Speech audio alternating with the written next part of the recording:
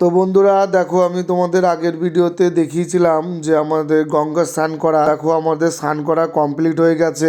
তারপর আমরা চলে আসলাম মন্দির দর্শনে। এখানে আমরা দেখো রাধারানীর আশ্রমে চলে এসেছিলাম। এখানে আসার পর রাধারানীর মন্দিরটা পুরো দর্শন করার পর তো একান্তই ইচ্ছা ছিল এখানে প্রেমানন্দ দাস বাবাজির সঙ্গে দেখা করার। তো আমাদের ভাগ্য খারাপের জন্য ওনার সঙ্গে দেখাটা হয়নি। তো তারপর দেখো এখানে রাধারানী আশ্রমের নিচে এখানে গুপ্ত বৃন্দাবন দেখানো হয়েছে। তো এখানে গুপ্ত বৃন্দাবনে এখানে চৈতন্য মহাপ্রভুর সমস্ত লীলা, তার দীক্ষা শিক্ষা মন্ত্র নেওয়া থেকে শুরু করে তার সন্ন্যাস যাত্রা টোটালটাই এখানে দেখানো আছে। এবং আমাদের ভগবান শ্রীকৃষ্ণের যে নীলা নিধুবনে কৃষ্ণকালী এবং রাসলীলা সম্পূর্ণটাই এখানে দেখানো আছে।